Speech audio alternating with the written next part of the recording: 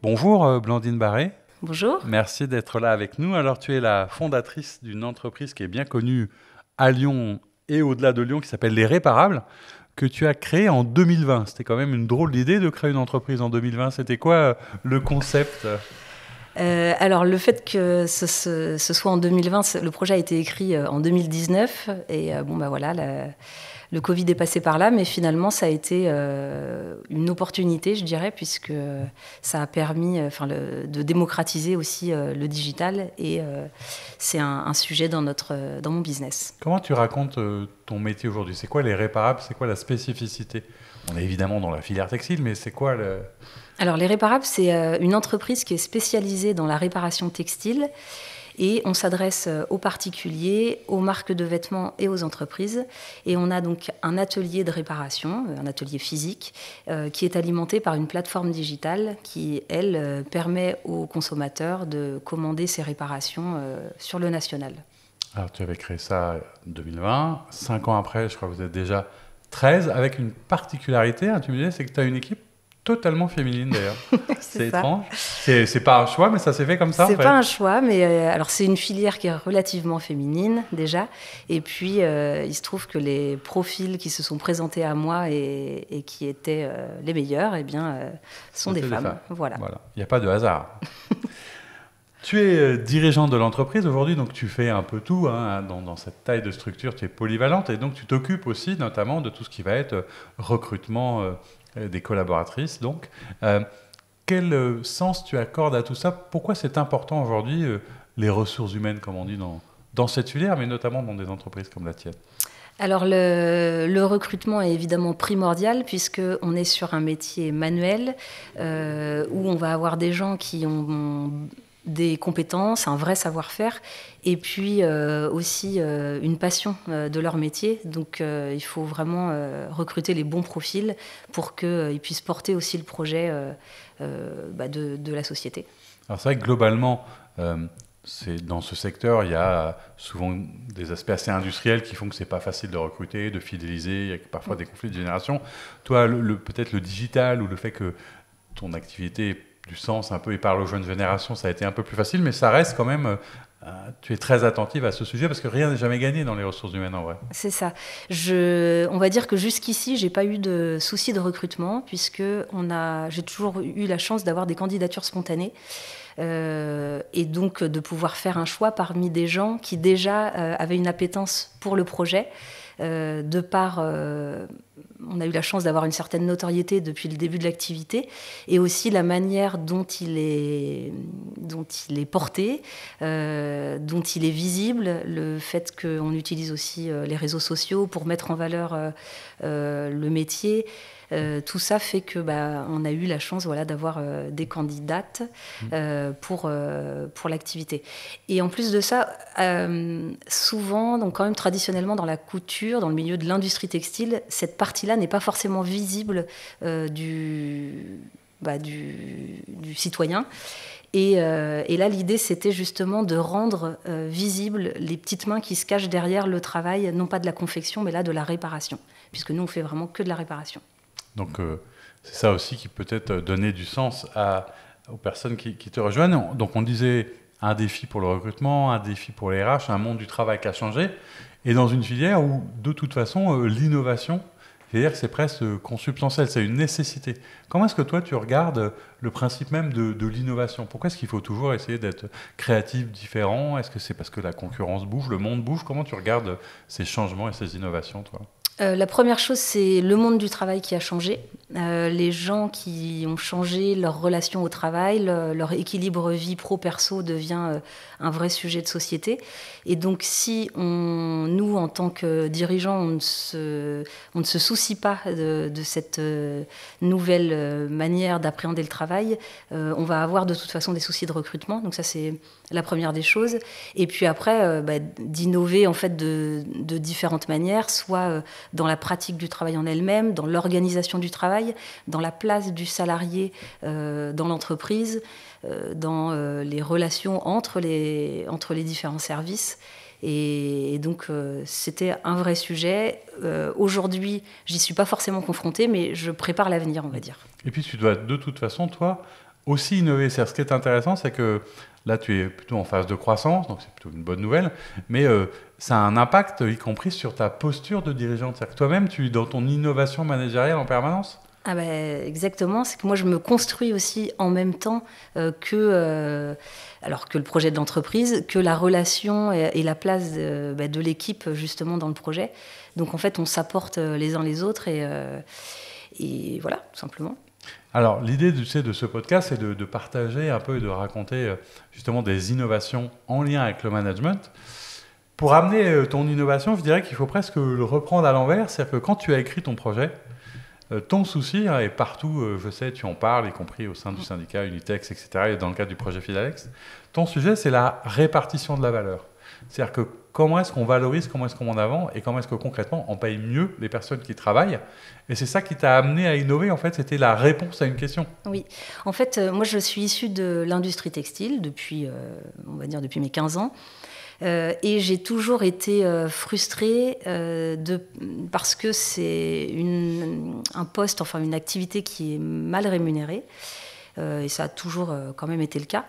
Et un peu cette sensation de plafond de verre, je me disais, mais on ne va jamais réussir à rendre ce métier déjà attractif, parce que le salaire est un vrai sujet. Et puis, juste le fait de se sentir valorisé par ce qu'on fait. C'est un métier qui est très technique, qui demande une grande expérience. C'est assez physique aussi, on n'imagine pas. Exactement. Toujours, mais c'est physique, ça demande de la concentration, de la patience, de la minutie, enfin énormément de qualité, de compétences. Et je trouve que c'est absolument pas valorisé.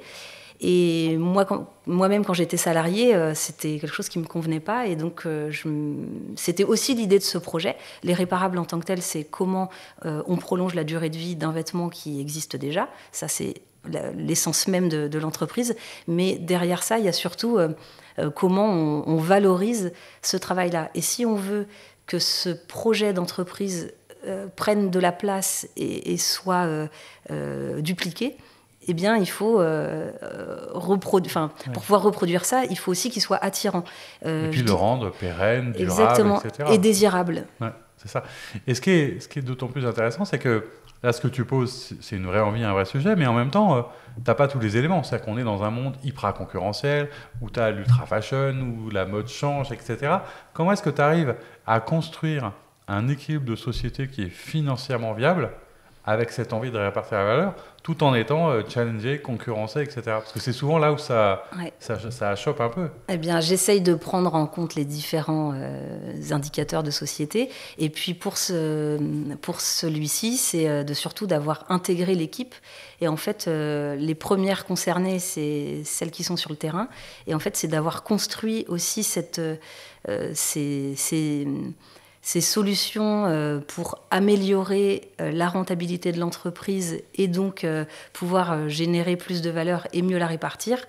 Et en fait, d'intégrer ce projet directement dans l'équipe et de le travailler ensemble. Et forcément, comme c'est un sujet qui les concerne de très près, eh bien, elles sont ultra investies, et moi aussi, et en fait, il en sort quelque chose de positif. Alors, comment est-ce que tu l'as mis en place concrètement là, depuis le début, donc tu penses à ça, là, tu l'as mis opérationnellement depuis un peu plus d'1 an, mais ça s'est traduit comment? C'est quoi? C'est des rémunérations, c'est des primes, c'est comment est-ce que tu décides des augmentations? Comment est-ce que tu fais concrètement pour piloter ça avec les 13 collaboratrices? Alors, avant d'arriver à ça, on a d'abord, bien sûr, fait des réunions de travail, des ateliers participatifs où chacun évaluait ses temps, les dysfonctionnements qu'il pouvait y avoir dans l'entreprise ou à chaque poste.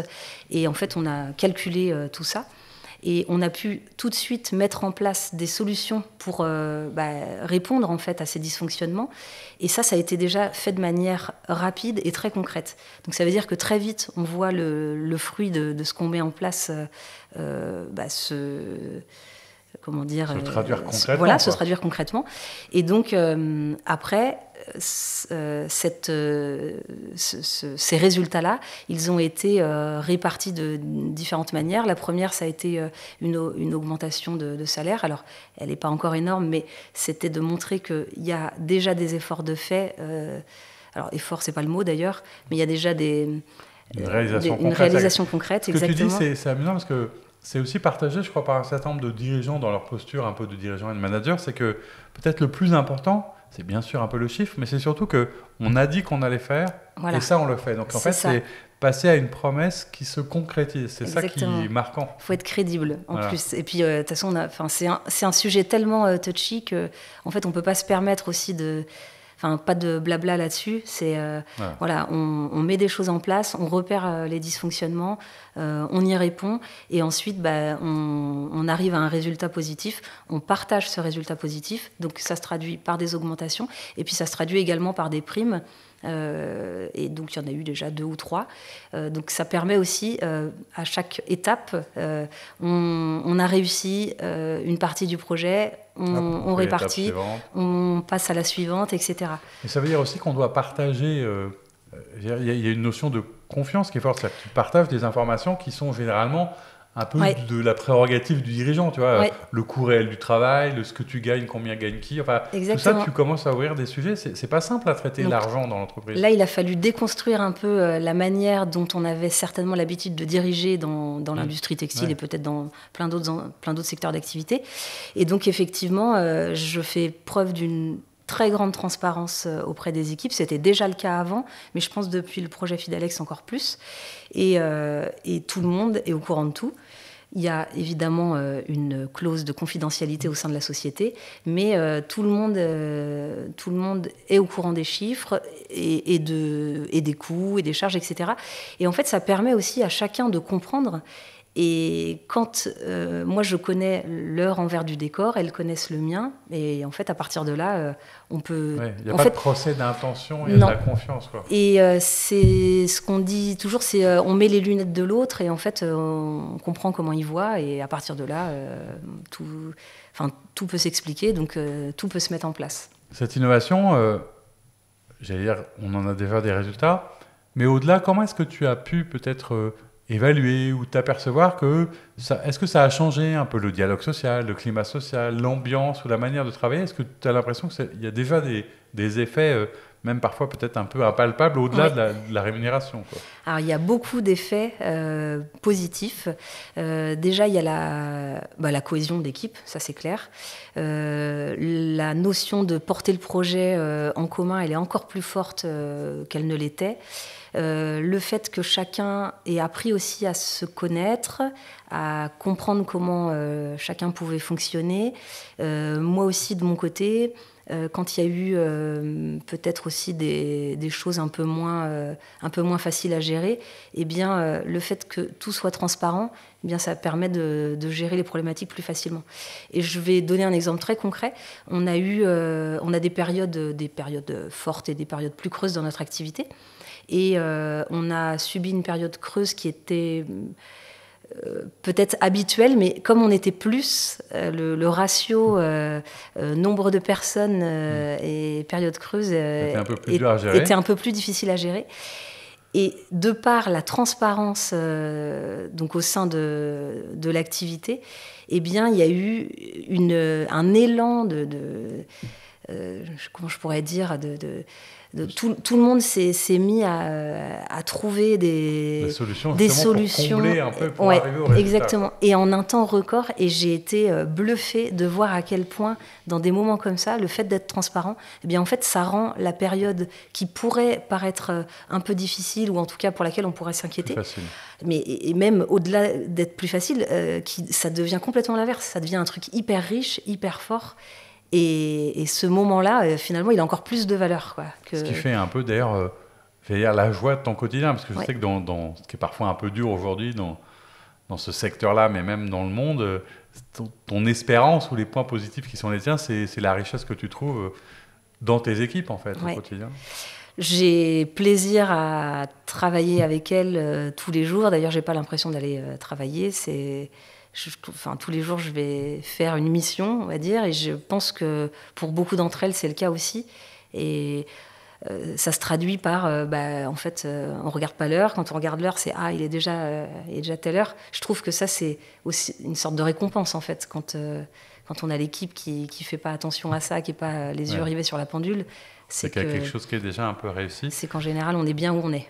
Un dernier mot peut-être, parce qu'on avait envie d'être aussi, tu sais, dans l'inspiration. Est-ce que tu aurais, non pas un conseil, mais une recommandation quand on met en œuvre comme ça une innovation? Est-ce qu'il y a un truc que tu veux partager en disant, bah là, il faut être très attentif à ça, ou c'est vraiment une règle importante? La première des choses, c'est d'oser se lancer en fait dans le projet, et que au départ on ne sait pas vraiment où on va, on est plein d'incertitudes, on ne sait pas si tout va fonctionner, mais en tout cas c'est de déjà se mettre en action, ça c'est la première des choses.